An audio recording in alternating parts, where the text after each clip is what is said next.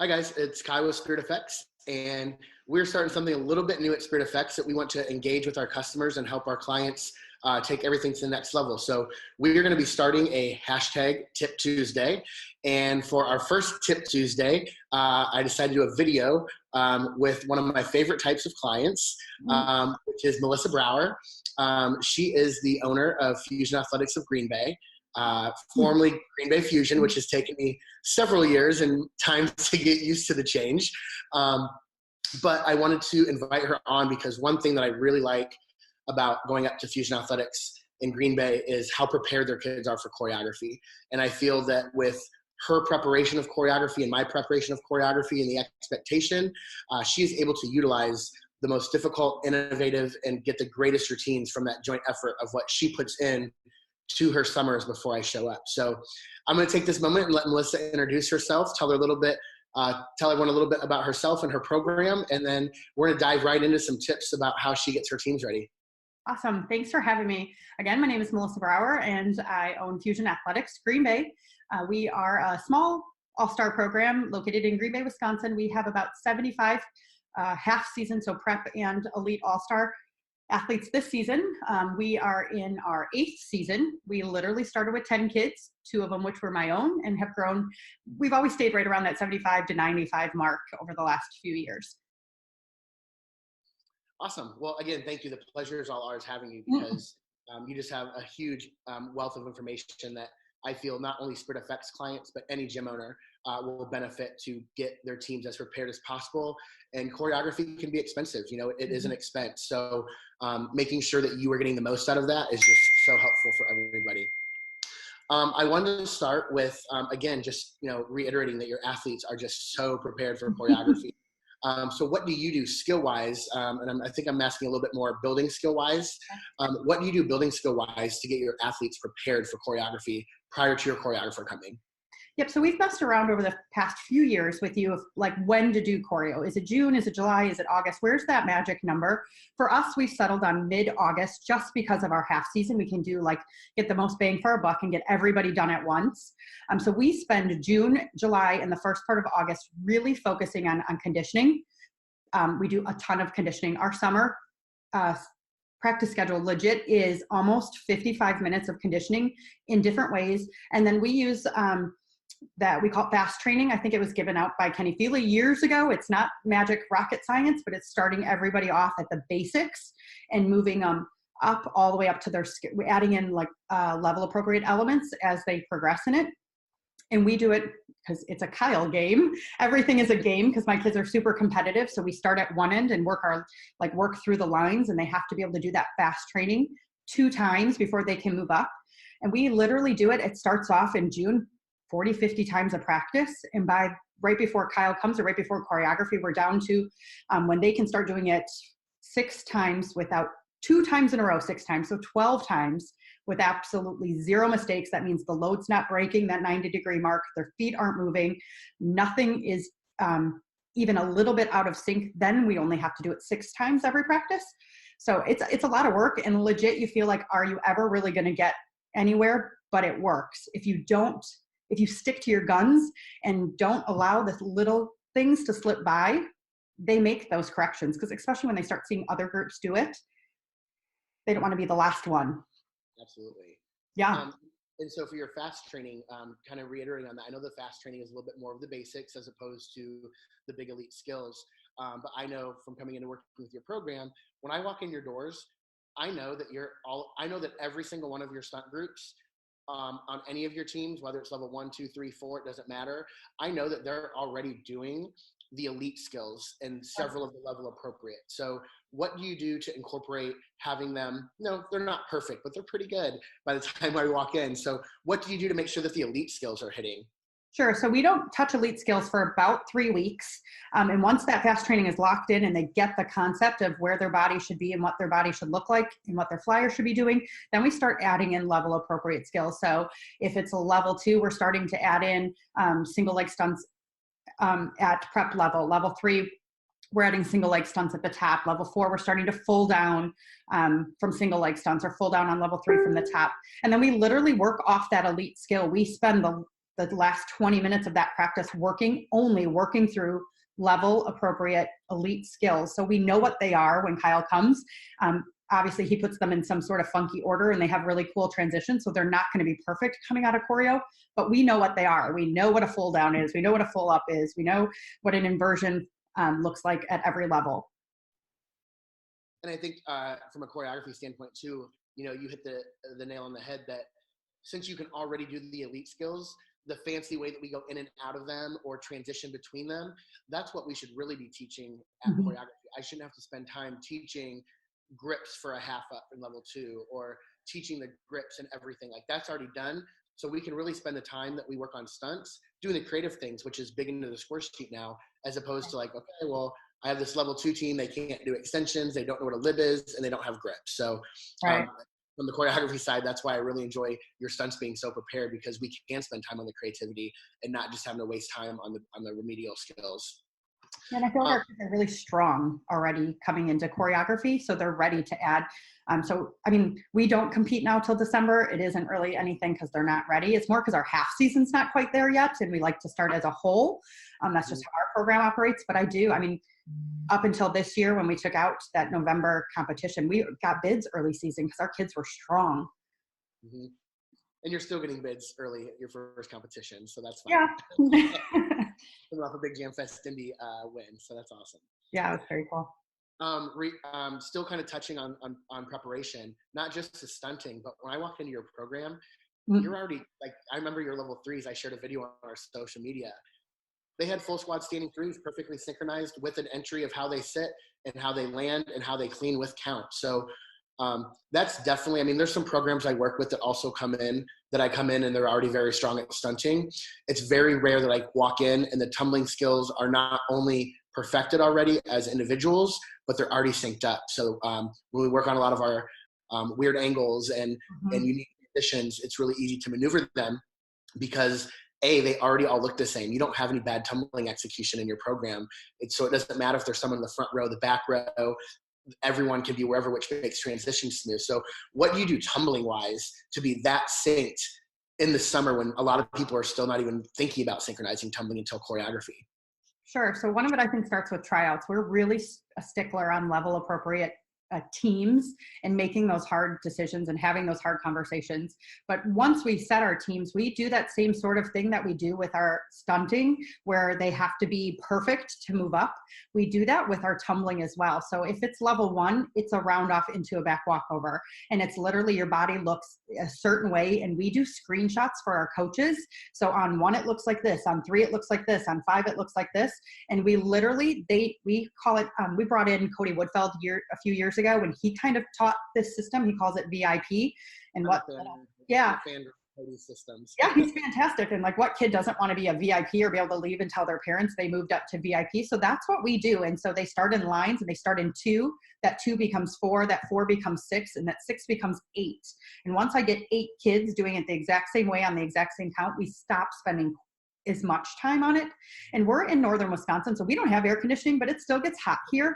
Those kids get sick of doing round off back handspring because their hands aren't landing up at their ears and they're not cleaning on 1 exactly like I like, and their feet aren't together and they're not even bobbling in, a little bobble out of a tuck or whatever it is. So we level down. So if it's a level 2 team, they're working round off back handsprings. A level 3 team is working round off tucks. A level 4 team is working round off handspring tuck. If that makes sense. In order for them to get that timing and what on 1, because I see so many times that kids are swinging their arms all the way back or they're not swinging their arms. And that's how you can get their timing to be on or off. So we spend a lot of time in the summertime working that. And you, and just to reiterate, because I know you talked about your amount of kids you have in your program. I feel like a lot of small gyms are sometimes really scared to take that leap of being level appropriate. How many all-star kids do you have in your full season program? And what advice do you have to small gyms that are a little scared and skeptical to make that strict, you have a level 2 tumbling pass or you don't? Right. So it starts early, and it starts with being transparent and education. I'm very, very transparent with my parents and our program. And we started educating early about this is what we were doing. And I remember the day when we said, like, this is what we're going to do going forward, because in good faith, like I can't take people's money knowing I'm not even giving them the best, the best chance for success. And I know there was a post not too long ago about what does success look like for a season. And I'm not saying you have to win Jam Fest Super Nationals or you have to make it to Summit to be successful. I know Kyle might think that, but no. But I mean, it plays a part when parents are paying $3,000-$4,000, and that doesn't include travel or uniform or any of that stuff just to be part of a sport. Winning plays a component in that, and me being able to set them up for the most success early. It comes with transparency and education. So they have to have a solid level, elite level pass. You can't just have a froggy back handspring and expect to be on a level 2 team, because there's no way in a world after going through Kyle's choreography that you're going to be able to do the 8 passes that he puts you in, because it just doesn't, right? It just doesn't work that way. And so I think as the years have progressed, it's easier for people to understand that because they see our teams being successful. But that very first year, it's hard. And we've made we don't set teams in stone until August 1st. There may be an athlete that practices with 1 or 2 teams. Sometimes they only practice with 1 and we move them last minute, but we really try to keep that conversation open. We send out progress reports so they know where they're at, and just really educate your families. Absolutely. One of my favorite topics to talk about. Your kids are always, you coach angels. Your kids are just absolutely so respectful at choreography. I've never in 5 years had a disciplinary issue, and your kids are just so respectful and a blast to work with. With that said, choreography should be a fun process. I should have a blast. You as a gym owner should have a blast, and your kids should have a blast. But let's be honest, choreography is stressful. I can be stressed, you can be stressed, and sometimes your kids are going to get stressed. But your athletes specifically are very mentally prepared for choreography. So what do you do to prepare your athletes for choreography, and even a little bit prepare your parents' mentality and expectations for choreography? Sure. And same thing comes back as transparency and education. We have a pre-choreography meeting, both with athletes, with our staff, and with our parents. So they understand, 1, it's very overwhelming. 2, they learn a lot, really. In one day, essentially one day. And right. And we tell them, don't be surprised if your athlete is crying. It's not because of something I did or Kyle did or anybody did. It's a lot of information. But note that we take good notes. Kyle sends us an 8-count sheet, usually within 24 hours, sometimes before he even leaves the building. And they know what's happening ahead of time. And so don't think like they're not ready if they leave and they're like, oh my God, I don't remember, and he's going to kill me. He's going to cut my ponytail off if I don't remember my jump spot. So note that we're not competing in August. We're competing in December. So there's a lot of time, and that's why we practice.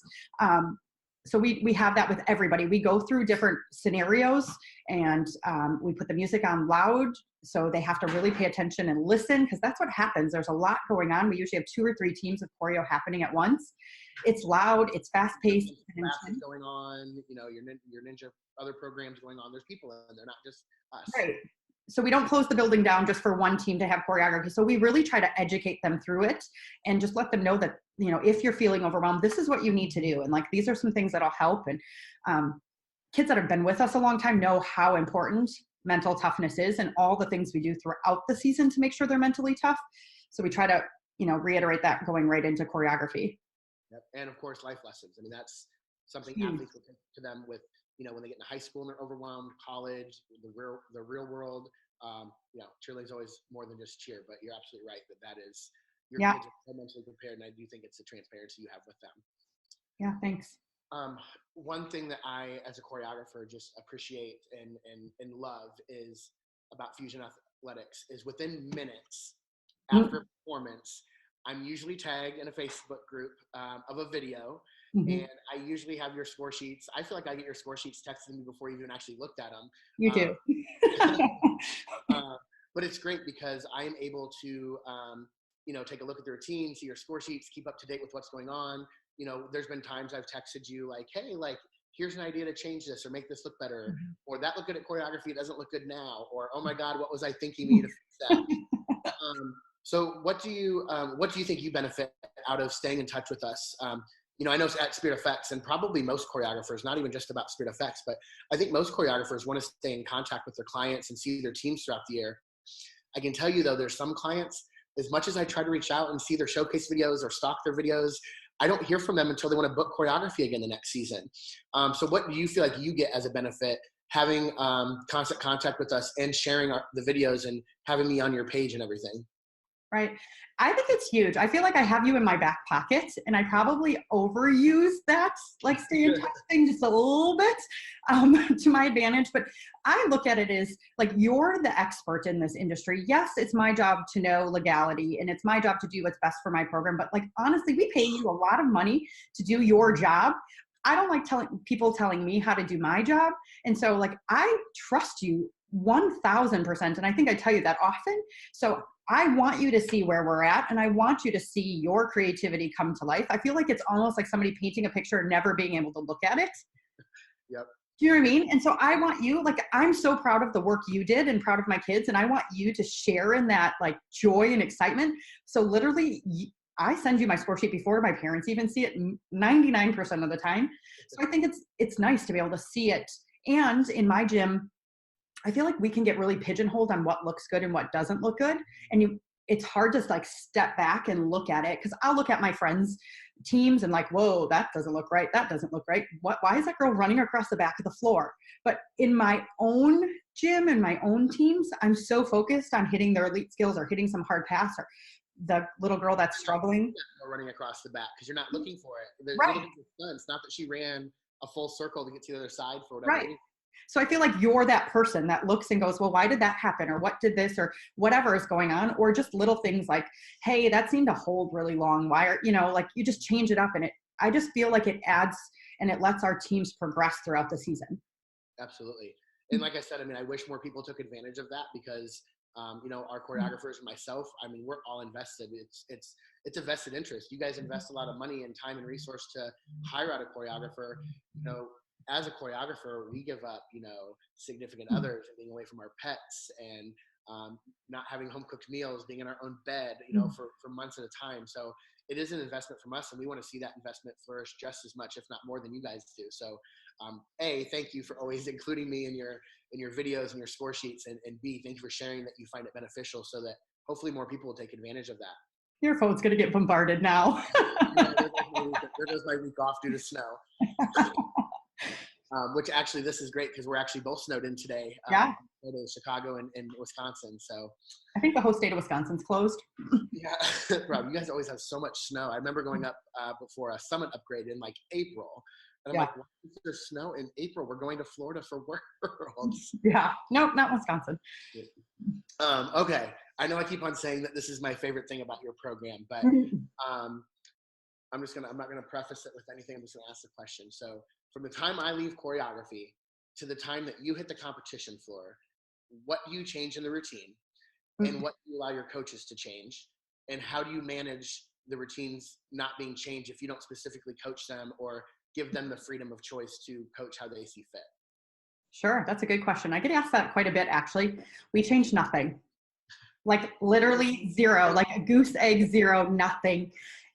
And if I do, let's say somebody adds into our program, which we're kind of sticklers about adding or dropping, whatever happens, because life does happen, I reach out and say, hey, like we added this person, this is what I'm going to do. Does that sound right? And he'll be like, yes or no, you're crazy, Melissa, whatever it is. But otherwise, we change nothing.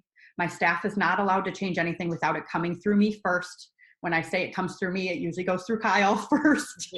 That's just the way it is. And I've said this to them time and time again, like we pay a lot of money for this. They are the experts.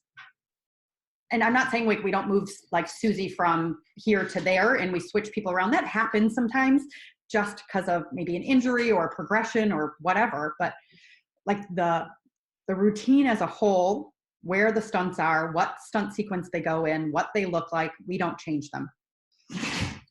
And I think that the best part of that answer is that if you do have to make a change or something's not working, you at least reach back out to us to say, hey, I did this change because, is that okay? And what can we do to fix it? Or do you have any ideas?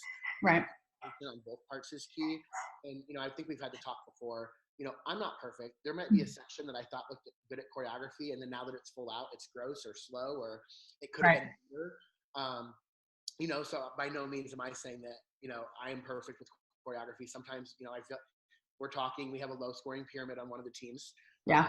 Let's go to 98.2 with the low scoring pyramid, but I feel like, that pyramid probably wasn't my best pyramid I've ever done. But in all fairness, though, it wasn't your fault. It was choreographed for 10, and now we have 11. Well, I'm still taking fault. Right? But, we don't always get it right the first time. Like you said with the painting, we're kind of painting blindfolded because we have to work with walking in for the most part. And we really don't get to see the painting after we paint it. It goes right to you, and then we hope it looks great later. And, sometimes the colors may have blended a little bit when I was doing it. So, things may turn out, to be crap brown, but as a whole, I think the communication, if you're reaching out, that's, I know, again, I've said it a couple of times, but that's one of my favorite things about your program is I know what I teach will be clean to the best of its ability. And I don't have to worry about, oh my gosh, like I don't even recognize this routine. Why is it scoring so low? Right. Yeah, I love your answer. What do we change? Nothing. And if we do, we contact our choreographer. And I think too, to reiterate, there's a huge difference between making a minor change versus reconstructing a section, because maybe you got your score sheet. A judge said that section's not super great. Add visual. You don't be like, oh, we're just going to tear it apart and restart it. It's like, well, no, we'll leave it, and that'll kind of lead me into my next question for you guys, and that's that you do something actually a little bit different than most of our clients. A majority of our clients do cleanup camps, and you do 2 cleanup camps, which is, I think you're actually I have one other program that does a couple throughout the year. You do one either right before your first competition or maybe right after. I think it's varied based on years you started competing. And then we do another one prior to summit or your end of year destination. Why do you think the cleanup camps are important, and what does it benefit to you and your athletes? I think it's huge. And I think most of us can relate to this as a mom. Like your kids, you can tell your kid to clean the room over and over and over again. And then your sister or your aunt comes in and they tell them to clean it and they do it perfectly. It's that exact same scenario.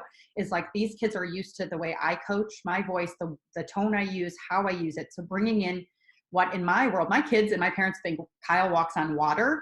And they literally think he's like the choreography god. And so Kyle says it's okay, or that, little Susie needs to point her toes. Like, it's okay, even though I've been saying it for 8 months that it needs to be this way. So I think that's super important. And again, like I'm on top of their routine. I'm looking at, in my world, tumbling timing and elite skills hitting. So I don't see all the little fluff or even pay that close attention to it sometimes. And having you come in right before we compete, one, gives our kids like some crazy confidence. I'm not sure why, because the last time you were there, they did like 8 million elite stunt sequence, but they did. They have a confidence about it. And you just add some tweaks to it. We've had you come in and water something down because it wasn't clean yet, and we got a paid bid out of it. So I think we trust in you, and it just helps. And then we bring you in for Summit too in later. I think it's like like mid-March, early April, something like that. Yeah, because we choose Summit as our end of season destination, at least this year and the years past. And they're sick of it. It could be scoring 98s like our routine is right now, and they're just kind of want something a little bit different. And it's nice to just change it up. And because maybe this tumbling pass wasn't that great early in the season, and now it's amazing, or vice versa, or whatever's happening. So it's just nice to get. And it's usually just a little fluff, a dance, an extra little stunt, a twist here, a twist there. But like the kids just fall in love with it again and are excited and confident to compete. And that's, I think, our number one thing that we hear about cleanup camps is that, it is, you get rejuvenated because you're doing the same thing. It's like a job. If you have a job that you are in an office doing routine work, man, your life's gonna be miserable. You're gonna be sick and tired of it. But to have someone come up and, spice up your day order, can really make a huge difference. I think that's exactly what any team needs before competing at a major event is the confidence. And I remember coming into your J2 this year during their cleanup, one of the girls that had a not so pretty back handspring wasn't choreographed in it, because I know how you are. That's just not how you let me team. And I came back, I'm like, oh my gosh, like you have it. So we got her choreographed in. We made her get a kick scorpion against and she's killing it now. So being able to kids have a whole year. They've probably improved. They can stunt harder, tumble harder. Why not have that added in a routine to showcase their hard work? Yeah, I think it's worth it. I mean, from a budget standpoint, it's so worth it. Yeah, and like I said, the double investment, we love coming back to be able to add that extra. Like you said, you're already scoring a 98, but why not a 99? What can we do to make it better? So Goals. Yeah, goal. Yeah, I agree. Goals. Really, last question I have, because I feel like this video is actually a little bit longer than I anticipated. Just was going to be for my list of preparation that we're going to talk about, but that's okay. Like I said, any gym owner, no matter who they use for choreography, whether it's us or a friend that they have, or even if they do in-house, having these tips, I think will greatly improve them getting ready to do the choreography. Obviously, I deem Spirit Effects one of the best choreography companies out there. Completely biased, admittedly. I agree. But I have so many friends that are in the industry that are phenomenal. Lewis McClendon is one of my favorite choreographers. He's phenomenal. Ben Lear, Wes Haley. I mean, there's so many greats out there. So, and we're all in this for the same reason. What do you have to say, whether it's someone booking Spirit Effects or someone that's never booked anybody and would be just as great booking any other great choreographer out there?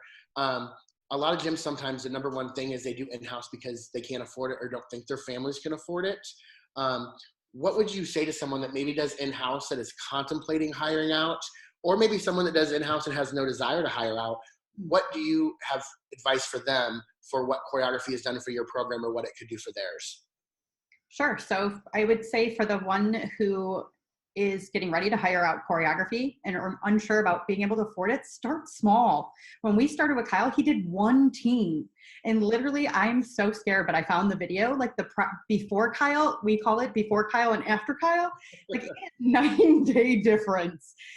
Like trust it to the experts. Like you wouldn't leave your kid with a 9-year-old kid to babysit them for a reason, nor do you want to have somebody who doesn't know what they're doing. Like, look at their references, make sure they are who they say they are. One of the best things, and like Kyle did not pay me to say this, that I love about this is I get a bill, one price that I'm going to pay so I can figure out my budget, because I'm a budget oriented person, to know the end all be all. I don't have to book flights. I don't care if he stays at the Motel 8 or if he stays at we don't really have nice hotels here, but the nice hotels here in Green Bay, that's on him. Like that's his deal, not mine. So it's easy to be able to push those costs off onto our families, because I know exactly right now, what I have to pay when he comes in August. For what was the second? The people who that's really just not looking, but maybe could have some advice of what the hiring out does to a program that just wants to stay in house and not hire out. Maybe do a stunt camp or a cleanup camp, something. Start small, because I really feel like it's a game changer for your program. I'm like a middle of nowhere, little tiny program out of Green Bay, Wisconsin. And like, not saying I'm anybody important, because I'm really not, but it's shocking when people are like, oh yeah, I remember your youth too, or I remember your J2. And it's like, that's not because I did anything. Like Kyle created one kick-ass routine. Like we just cleaned it up and did the best. So start small and condition your kids and have structure. Like they're great, but they can't work magic. If your kids don't have elite level 3 skills, he's not going to make them have elite level 3 skills in 10 hours of choreography camp. Like it just doesn't work that way. So having realistic expectations of what to get from your choreographer, I think is huge. Absolutely. And same with us. I mean, having that communication prior to choreography to know where your teams are at. And granted, I tell so many clients we work with, I feel like choreography is really a 2-year process. I know you still say your favorite routine I've ever done is the very first one I did, which I'm like, no, it's so outdated and old. But I still love it. I feel like, I essentially am walking in and to any gym, and most of the time the kids are strangers. Yeah. Know them, especially if it's a first year client. And, this is going to be our 5th or 6th year coming up this upcoming season. This will be our 6th, including that first routine will be the 6th year. This is our 4th year going back to Summit. We hired out a new routine in March to compete in April. I remember. Being able to, now that I know several of your kids by name. I know their parents. I see them at competitions, and I know them, like they're like my own kids that I coach, because we've been together 6 years. And, I hope you notice, even though, your favorite routine is from 6 years ago, I hope you notice that, we've been able to grow our creativity, our pace, and the difficulty that we can do, because now I know what your kids can do. I'm not walking in blind to who knows what's going to, there's programs we walk into, we're blindsided. They don't have extensions in level 2 and haven't worked them yet. So knowing what we're walking into, I feel like that only builds what I can do with your program, or any choreographer could do with a program that really knows your kids. So, obviously I tell you all the time, I'm so thankful for, I don't even want to say your business, because I feel like we're past business, and Right. that's on a personal level. And, we talk so much, but I'm so thankful for your loyalty of your program, because it is one of my, everyone always says, well, Melissa's program is your favorite. And, I don't have a favorite program, but I do have a favorite type of program to work with. And you definitely fall into that category. So I thank you, A, for your loyalty. I thank you, B, for all of the referrals you're able to give us. Just not even that you're even giving referrals, but people I should have worked on commission years ago. I know, right? But so many people have seen your work, and they're like, they see your work. well, you clean it. I could give you the most amazing routine in the world, but if you don't clean it, it's not the most amazing routine in the world. So, I thank you for that. And most importantly today, I thank you so much for taking time out to be able to share your secrets of how you prepare for choreography, and give us a huge platform to be able to make your athletes, have the best chance possible to have the best routine possible. So thank you for all that you do. Thank you for the time that you spent with us today. And thank you for being our first #Tip Tuesday.